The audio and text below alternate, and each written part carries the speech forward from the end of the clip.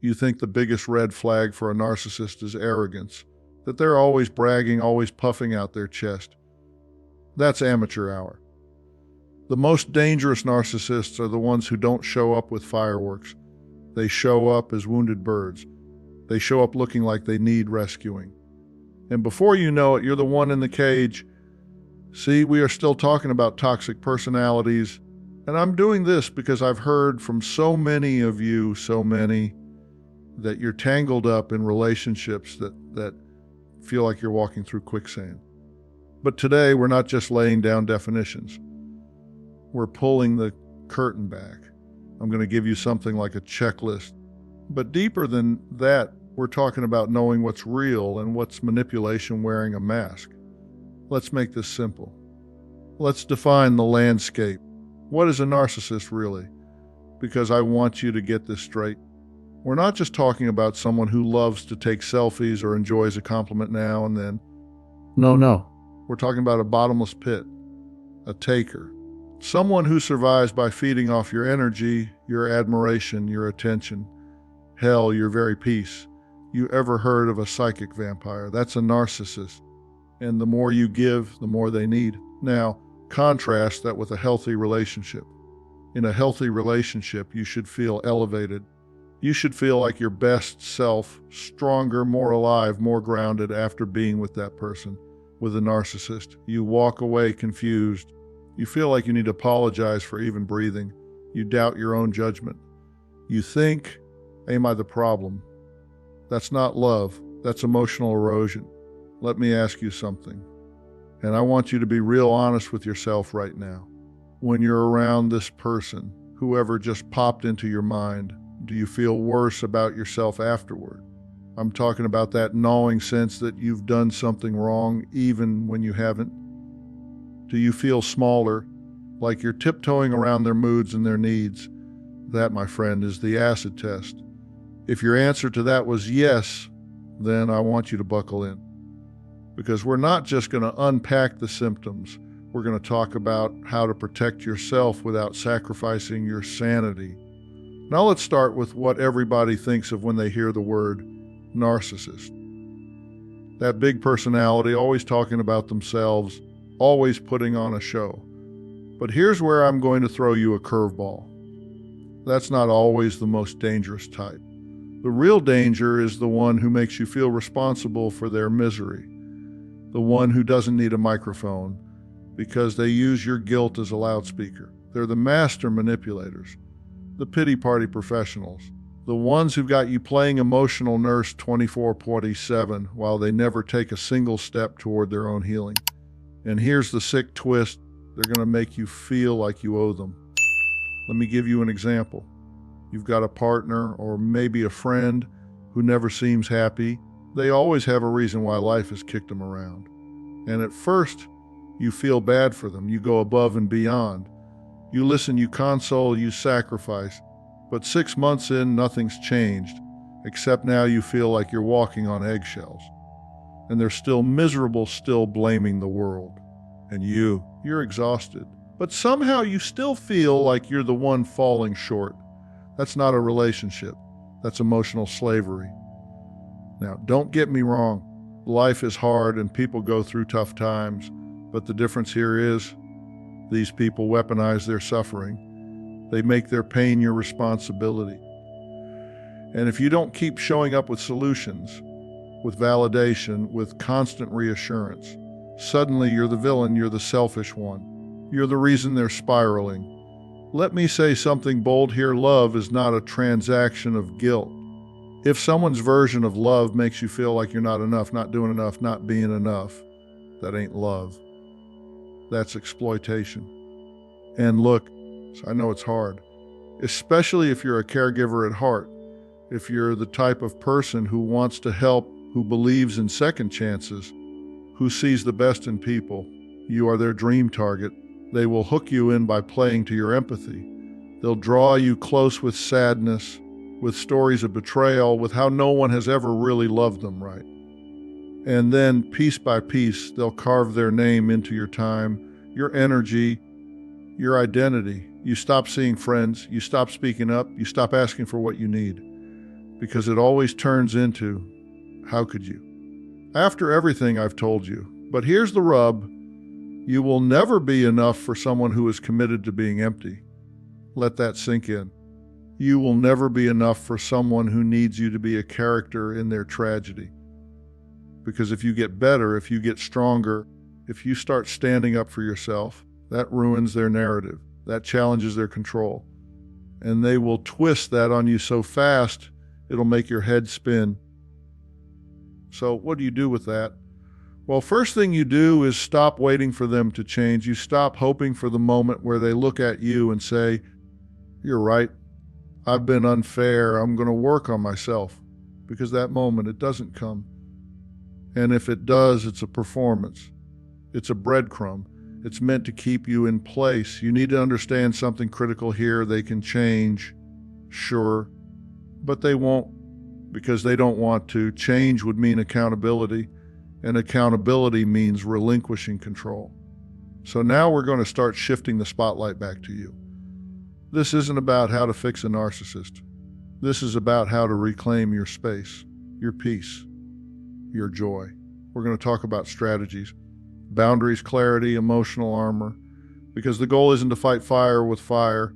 The goal is to take away the oxygen. And listen, I'm not here to scare you. I'm here to wake you up, because you're not crazy. You're not weak. You're not imagining it. What you're experiencing is real, and it's dangerous, not just to your mental health, but to your sense of self. So if that question I asked earlier hit a nerve, if you feel worse about yourself after being around someone who's supposed to love you, then this isn't just some theory for you. This is personal. And you deserve better than confusion wrapped in affection. You deserve better than love with strings attached. We're going to walk through this together. And we're starting by shining the light on the oldest trick in the Narcissist book, the classic type, the one that dazzles you with confidence, charisma, and chaos, the one that wears the crown but can't handle the mirror. And trust me, it's not as obvious as you think. All right, let's cut to the chase. This is the narcissist everybody thinks of, the classic one, the showman, the chest thumper. The person who walks into the room like they own the oxygen and expect you to thank them for sharing it. And listen, I've seen these people up close. They're not subtle. They don't want to be. They can't be, because subtlety doesn't get them applause. These folks need to be the center of attention 24/7, 365. If there's a spotlight, they're under it. If there's a story, they're the hero. And if you've got a story, well, you can forget about it, because they'll interrupt yours to tell a better one about themselves. You could be talking about your dog dying, and they'll say, "Oh yeah, well, when my dog died, I had to perform in front of 10,000 people the same day." Somehow, it's always about them. Let's look at the traits that define this classic narcissist. And I want you to listen carefully, because these are not personality quirks. These are patterns, predictable, consistent, and toxic as hell. First up, a grandiose sense of self-importance. Now, I'm not talking about healthy confidence. I'm talking about delusion. They believe they are smarter, better, more talented, more deserving than anyone else in the room. They're not just the main character in the story. They think they're the only character that matters. The rest of us, we're just props. You ever notice how they talk about their accomplishments? Like they're rewriting history. "I didn't just help on the project, I saved the whole company." Or, "That award. Honestly, it should have had my name on it from the beginning." There's no humility zero. Because in their mind, humility is weakness. And weakness is unacceptable. Next up, their need for admiration. And I'm not talking about liking compliments. Everybody likes to be appreciated. I'm talking about a need. A desperate, gnawing, endless need. They don't just like to be admired. They crave it. They chase it. They manipulate for it. And when they're not getting it, oh, buddy, brace yourself. You're about to get a storm. They'll fish for compliments. They'll exaggerate. They'll dominate conversations just to get that hit of validation. And if you don't play along, if you don't give them the applause, they'll either ice you out, punish you emotionally, or try to make you feel guilty for not recognizing their brilliance. Then we've got their sense of entitlement. These folks genuinely believe the rules do not apply to them. Everyone else has to wait in line, pay their dues, show respect, but they expect special treatment every time. They expect you to stop what you're doing to meet their needs, drop your priorities to cater to theirs, and if you don't, you're ungrateful, you're selfish, you're the problem. This is the person who'll show up late, demand praise for doing the bare minimum, and then look at you like you should be apologizing for not being impressed. And God help you if you actually hold them accountable. You will be met with rage, denial, or deflection faster than you can say boundaries, lack of empathy. Now, I want to be real clear on this. They don't lack empathy because they're distracted or overwhelmed. They lack empathy because they don't care. They are not wired to consider your feelings. You're upset. That's inconvenient for them. You're hurting. Well, how does that affect them? They don't want to stand in your shoes. They want to step over them on their way to getting what they want. I've said it before, and I'll say it again. They will throw you under the bus and then complain that the bump in the road messed up their alignment. Now, the last one I want to point out here, and this one's the dagger, is how exploitative they are in relationships. They don't love you, they use you. They love what you can give them, attention, admiration, status, support. But when it comes time to return that favor, crickets, silence, or worse, manipulation. They will take credit for your work, use your connections, guilt trip you into giving more, and the second you stop being useful, the mask drops, and you'll see the truth that they never valued you. They only valued what they could extract from you. Let me give you a real-world snapshot.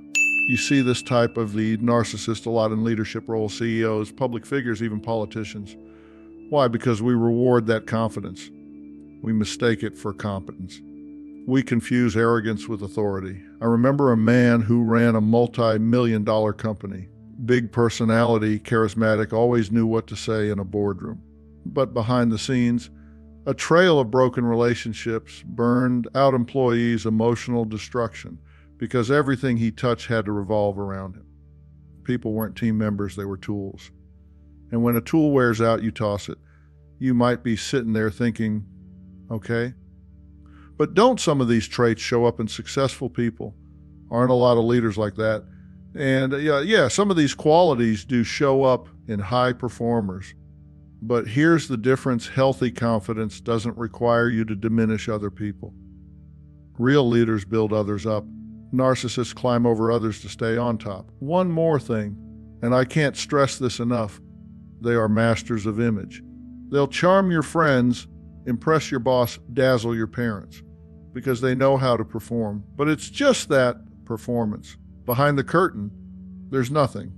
No real intimacy, no real connection, just ego and emptiness. So if you're dealing with someone who checks these boxes, grandiose, admiration, hungry, entitled, unempathetic, exploitative, know this: you are not crazy, you are not overreacting, you're dealing with a classic narcissist, the showman, the illusionist.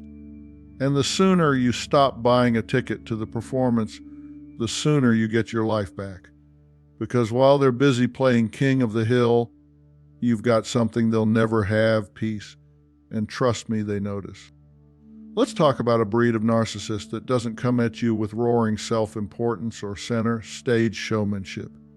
In fact, if you're not really paying attention, you might not even spot them at first. The covert narcissist is slippery, almost invisible at times. And make no mistake, they're just as self-absorbed, just as entitled, and every bit as draining as the chest thumpers. You just don't see them coming. I like to call these folks the backdoor narcissists. They don't bust through the front door with fireworks. They slip in quietly, maybe looking wounded, maybe coming across as shy, maybe even a little bit lost. But don't let that sad, sullen exterior fool you. Underneath the self-pity, they believe the world revolves around them. They just don't shout about it. They whisper. They pout. And they make you feel like you're the reason their light is so dim. Let me break down the ways they operate, because you need to see through the fog. First, Let's talk about the victim mentality. This is their bread and butter, their day job. Nothing is ever their fault. It's the boss, the weather, their toxic ex, their overbearing parents, the cruel, indifferent world. It's always someone or something else. If only people saw my worth, I'd be running the place. If you know someone who can spot a conspiracy in a bowl of soup, you might be dealing with a covert narcissist. They specialize in, but for the world having it in for me, I'd be famous, admired, happy. But for you, I'd be living my best life. They want you to feel sorry for them. And if you're the empathetic sort, you'll get hooked by that pity. Suddenly, you're the therapist, the motivational speaker, the unpaid life coach. You'll do the emotional heavy lifting because, well, they're just so misunderstood, aren't they? Meanwhile, notice what's happening. It's always your job to rescue them, your job to support them, your job to make up for what the world denied them. And you get nothing back except exhaustion and confusion. There's no reciprocity. These folks are like emotional black holes. Everything goes in, nothing comes out. Now, if you try to challenge them, Lord help you. That's when the passive aggressiveness kicks into overdrive. They don't come out and say what they really think. No, that would require too much courage. Instead, you get sarcasm, sniping, backhanded compliments, convenient memory lapses. They'll forget things you asked them to do, or they'll give you the silent treatment for days. And when you finally ask why, you're met with a wounded look. I just didn't want to burden you with my feelings. It's like playing chess with a ghost. Every move is indirect. Every strategy is subterranean. Let's not forget the classic humble brag. This is their way of getting admiration without appearing to want it. I can't believe I got such a high score on that test. I barely studied, or gosh, I just feel so awkward getting praised at work again. I guess I'm just lucky. They're not putting themselves down. They're fishing for compliments. They want you to lift them up while pretending they don't need it. It's like performance art, self-effacement dressed up in designer pride. And then there's an extreme sensitivity to criticism. Try giving a covert narcissist some honest feedback, even kindly delivered. Watch what happens. Either you get a sudden storm, rage, arguments, sulking, or you get a performance worthy of an Oscar. I guess I can't do anything right. Maybe you'd be happier without me. Suddenly your valid criticism has become an act of cruelty. Now you're the villain. Now you're apologizing for telling the truth. That's not just manipulation. Folks, that's emotional extortion. If you're living with, working for, or, God forbid, dating a covert narcissist, check your emotional bank account. Are you always making withdrawals? Energy, peace, self-respect with nothing ever deposited back. That's what I call lack of reciprocity. There's no real give and take, no real caring about your needs, your dreams, your time. They will drain you dry, one favor, one emotional crisis, one guilt trip at a time. Let me get personal for a minute. I've talked about this before. My own father, he was never going to say, I'm proud of you. Didn't matter what I accomplished, how high I aimed, or how much I wanted his approval. Because in his mind, anything that shined a spotlight my way meant he was standing in the shadows. That's the fragile ego of the covert narcissist. They see attention, praise, love, even love for their own child as a pie. If you get a bigger slice, they get less. And that's unbearable for them. So they withhold, they sulk, they poison the air with their resentment. You might be thinking, but isn't that just depression? Isn't that just low self-esteem? Look, plenty of folks struggle with mood and self-worth without making everyone around them pay the bill. The covert narcissist is different because at their core, it's entitlement fueled by hidden arrogance. They're not just sad, they're convinced the universe owes them better. They're not just downcast. In their mind, they could run the show if only the world wasn't so blind, so unfair, so hostile to their genius. These are the folks who sit on the sidelines criticizing those who are out there doing the work. They'll level you at every turn, either by tearing you down with put-downs or by subtly inflating themselves. And never, ever are they just walking alongside you as equals. It's always a competition, always a comparison, always a quest for leveling. Let me ask you some questions, because if you're quietly nodding along, you need to get real about this. Do you feel like you're walking on eggshells, tiptoeing around someone who seems chronically disappointed, chronically slighted? When you try to express a need, a boundary, or even offer help, do you get guilted, stonewalled, or silently punished? Are you always responsible for their mood, their happiness, their sense of self-worth? If you're getting a pit in your stomach, I'll bet you've tangled with a covert narcissist. And let me tell you something, that is not your failure.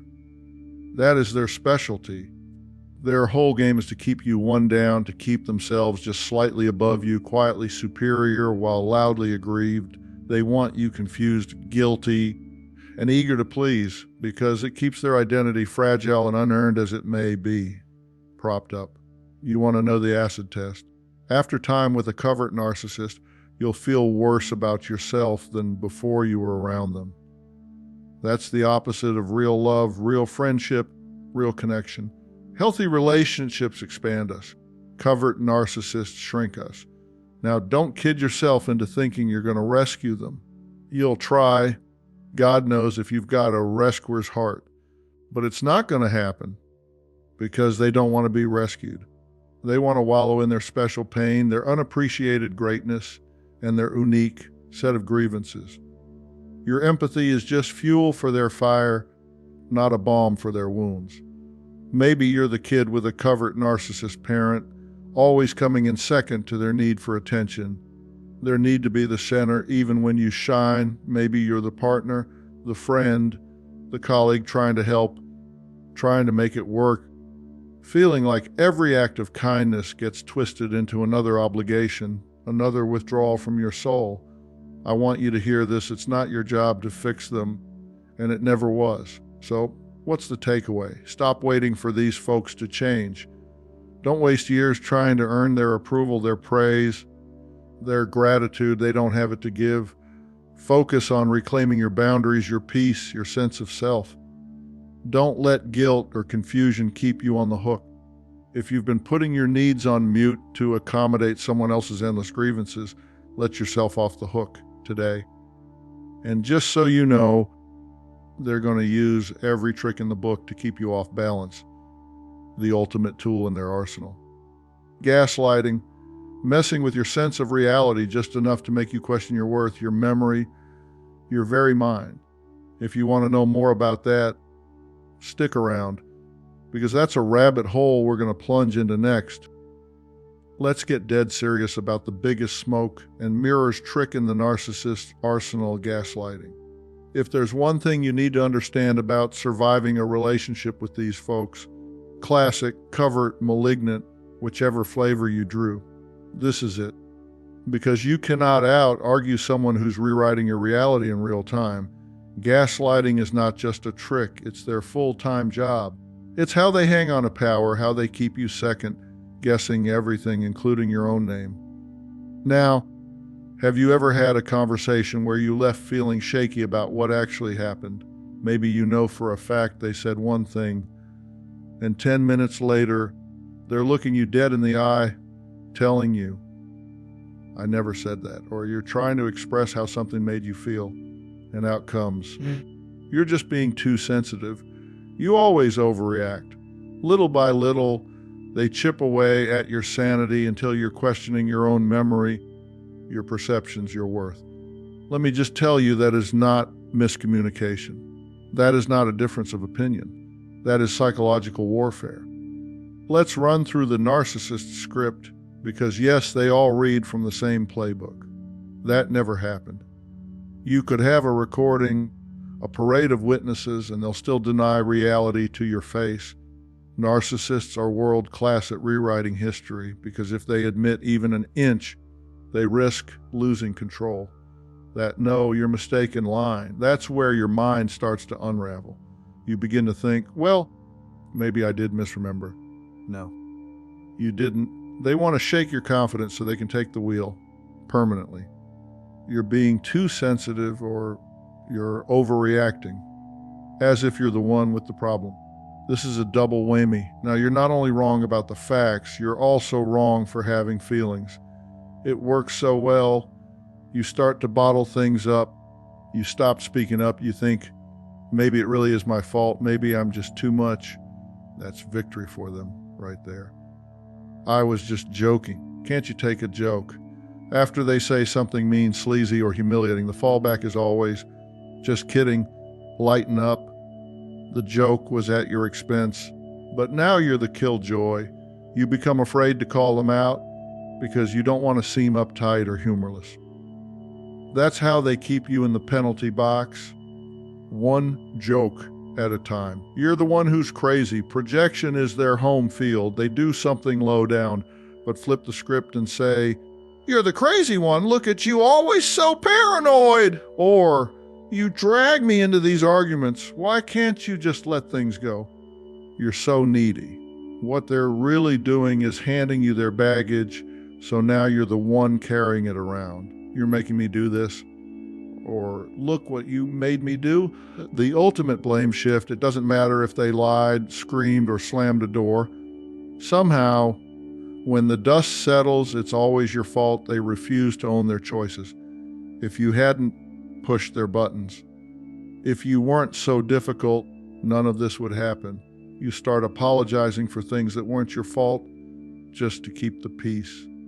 News flash that peace never lasts, because it was never about peace, only about control. And when you start confronting them with facts, get ready for what I call the word salad.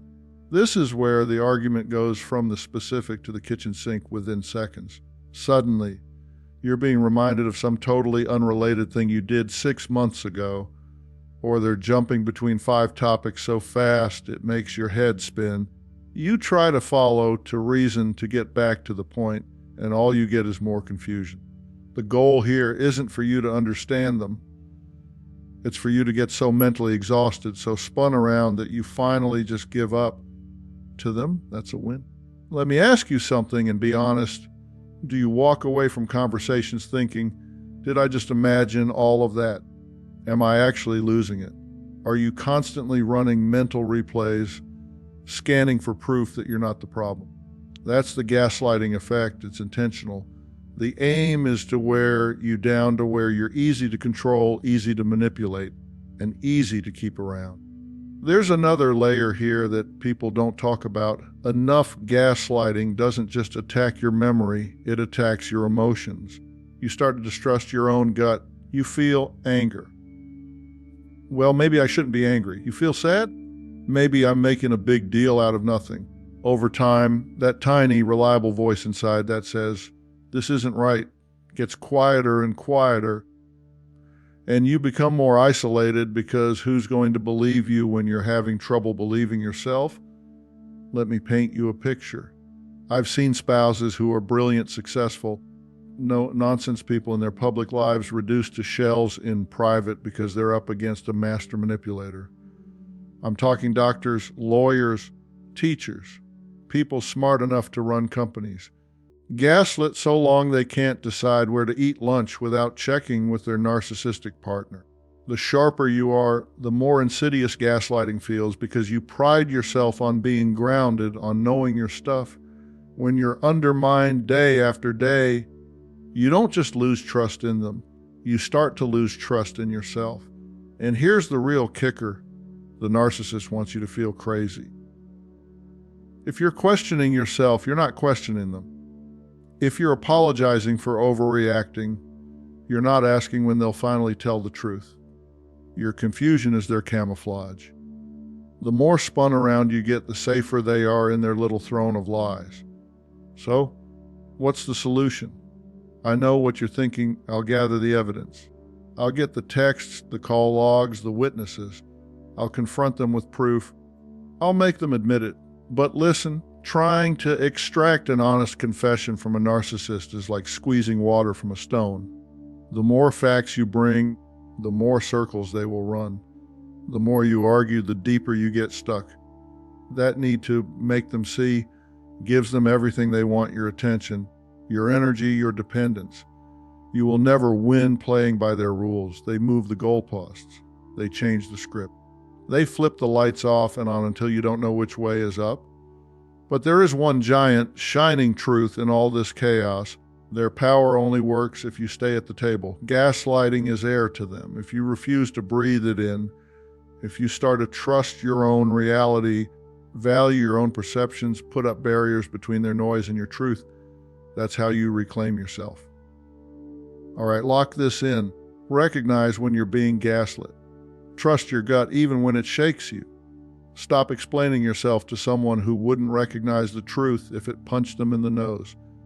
The less you argue, the less you try to fix, the less fuel they have for their game. You're not crazy, you're not broken. You don't have to play detective to prove your innocence to somebody running a con.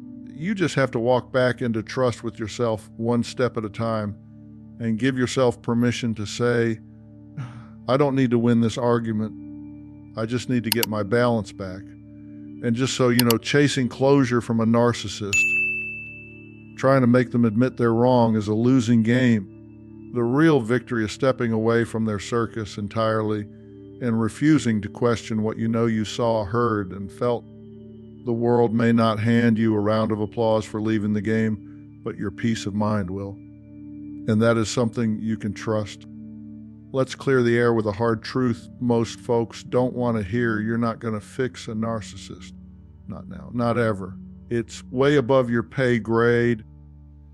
And honestly, it's way above mine too. Trying to rescue these people, classic, covert, whatever flavor you've got, is a one-way ticket to nowhere. That's because under all that drama, the pity parties, even the charm, they don't actually want to be saved. They want you to keep dancing, keep feeding the narrative that the world's against them, or that they're the genius everyone should bow to. Now, maybe you got into this thinking, if I just show them enough love, enough logic, enough patience, they'll finally get it. They'll finally change. Let me tell you, hope is a beautiful thing, but with a narcissist, it turns into a trap. You're up against someone who has no empathy, who can't see the world through your eyes, who's built their whole life around being right and being in control. Arguing with a narcissist is like playing chess with someone who'll flip the board the moment they start to lose. Let's talk about why confrontation never works with these folks. You want to go head to head. You're arguing with a person who feels zero remorse, who sees every interaction as a competition, not a conversation. What are you trying to appeal to? Their conscience. Trust me, they don't have one, at least not in the way a healthy adult does. They're not in this for truth or understanding. They're here to win, to dominate, to make you feel lesser so they can feel a little bit bigger. And here's the kicker. When you challenge them, they'll just escalate. Their playbook is all about turning up the heat. They'll rage, they'll gaslight, they'll flip the script so fast your head will spin. Suddenly, you're the villain. You're the ungrateful one. They'll bend reality, twist facts, rewrite history, all just to stay on top. You want closure, an honest conversation, even just a little accountability. You're barking up the wrong tree. They will lie, cheat, smear your name, anything to avoid the shame of losing. The minute you think you've made progress, you got an apology, a crack in the armor, they'll yank the rug out from under you. You see, your emotion is their fuel. They feed on your anger, your tears, your frustration. When you're upset, when you lash out, try to explain yourself or even break down, that's what keeps their engine running. They thrive on that turmoil. That's their supply. Every time you let them yank your chain, every time you join the circular argument, you're handing them exactly what they want, your energy, your focus, your power. So what do? You pull your pieces off the board. You stop playing their rigged game. The only winning move isn't to argue harder, try to outsmart them, or demand an apology. The only way to win is to walk away from the table, emotionally, mentally, and when you can, physically. Let them sit there needing drama, needing attention, chasing a reaction that never comes. Now, let's get real. Walking away isn't always as simple as changing your number and never looking back. Sometimes you work with them. Sometimes they're family. But you can quit the emotional game even if you have to keep interacting. That looks like this. You stop feeding the fight. You stop explaining, defending, justifying. When they twist your words, you don't twist back. When they bait you, you refuse to bite. That's how you reclaim your sanity. That's how you stop bleeding out in a game that was never winnable. Picture this. You stop responding to their jabs, their endless complaints, their bids for sympathy. For a while, they'll up the ante. They might rage louder, get nastier, even play the victim harder just to spark your attention. That's proof you're making progress. They're not used to empty air. They're not used to you being steady, unmoved. But stick to your guns. The less you react, the sooner they run out of ammo. You'll see it. Some will go looking for another audience, someone else to play the supporting role they demand. Some might try to hoover you back in with promises or threats or crocodile tears. Don't take the bait. Don't let their panic pull you back into the fray. And if you're thinking, does this make me cold? Is it unkind to pull back? Let me make this clear: protecting yourself from abuse is not cruelty. It's the first sane step you can take. You're not responsible for their wounds, their ego, or their happiness.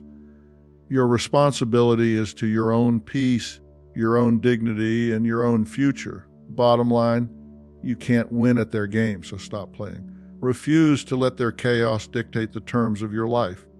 Reclaim your space, your stillness, your right to be more than just a character in their endless drama. That's not surrender. That's real strategy. That's the first step to freedom. All right, let's get right down to brass tacks, because this is the part that can change your life if you let it. You've had enough of the drama, enough of the confusion, and you're ready for a playbook, not empty advice, real practical moves. This is where you draw the line in the sand, take your power back, and stop being the chew toy for somebody else's brokenness. Here's what I'm telling you, and I need you to hear me loud and clear. It's not your fault you got tangled up with a narcissist, but it's your responsibility to get yourself free. It's not about fighting fire with fire. It's about dousing the flames with a big, wet blanket called indifference and clarity.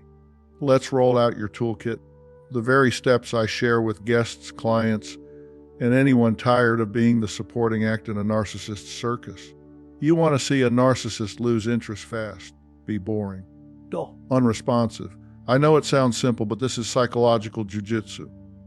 The gray rock method means you stop being a source of drama and emotion. When they go fishing for a reaction, you reply with okay, or I hear you. No stories, no defense, no heat, flat as a stone. Narcissists live for the emotional hit they get from your ups and downs. When you go gray rock, you're not defiant. You're just uninteresting. Think emotionally monotone, minimal eye contact, shut down the show, and let them get bored right out of your life. Here's your golden rule. Boundaries are not a suggestion, they're non-negotiable. You've got to know down to your bones where your line is. What's not okay? Name it. Write it down. When that line gets crossed, you don't bluff. You don't explain or defend. You stand up, you say, no, this is not acceptable. You follow through every time. If it means turning on your heel and walking out, you do it. No drama, just action. Narcissists will test every inch. Your job is to guard your fence like it's Fort Knox, because once you let one little slide, they'll trample the gardens too. Let me ask you, what's one thing you've tolerated too long? What boundary feels unreachable in your family, your marriage, your job? What would it mean to actually enforce it even once? The minute you put a stake in the ground and stop budging, you start feeling stronger. Boundaries aren't about changing them, they're about protecting you. Take this to heart. You do not owe anyone a 20-page essay on why you choose peace over more chaos. Stop justifying, stop arguing, stop defending, and stop explaining yourself. Every word you spill is another tool they use to twist, poke, and spark more conflict. The more you explain, the deeper you get stuck in the mud. State your decision. Repeat it if you must, like a broken record. That doesn't work for me. Full stop. No script, no apology. They'll call you cold. They'll accuse you of stonewalling. Let them howl at the wind. Your peace matters more. When you're dealing with a master gaslighter, you need receipts, Emotional abuse thrives in secrecy and confusion. Keep a notebook, screenshots, emails, whatever it takes to remind yourself what actually happened. You are not crazy. When memories get fuzzy, your notes bring reality back into focus. This isn't about winning a debate, it's a lifeline back to your own mind. A record, not a weapon. Narcissists love to isolate you, to make you think you're alone or that you're the problem. Your job is to reconnect with friends, family, a support group, or a trusted therapist. You need people who can reflect the truth back to you when your grip starts to slip. Make a list right now. Who do you trust to tell you when you're losing yourself? Those are your anchors. Use them. Here's a little secret: narcissists hate indifference. They don't care if you yell, cry, or rage, because it means they're still the center of your world. But when you get to the point where their words bounce off, when you no longer need their approval, when your happiness doesn't rise and fall with their moods, that's when you really win. Indifference isn't coldness, it's freedom. You're done chasing, done convincing, done explaining. You're just not playing anymore. Now, listen, it's not about being a robot or walling yourself off from everyone. It's about being deliberate with your energy, your boundaries, and your focus. So every tool in this kit is about making the narcissist's game less interesting, less rewarding, and less central to your life. You refuse to be a source of supply, and that is where your power comes back. You get to choose from here on out to put your sanity, your self-respect, and your well-being first. That's not selfish. That's sanity. Sharpen these tools. Use them. And don't let anyone ever convince you that protecting yourself is the wrong move. It's the smartest strategy you've got.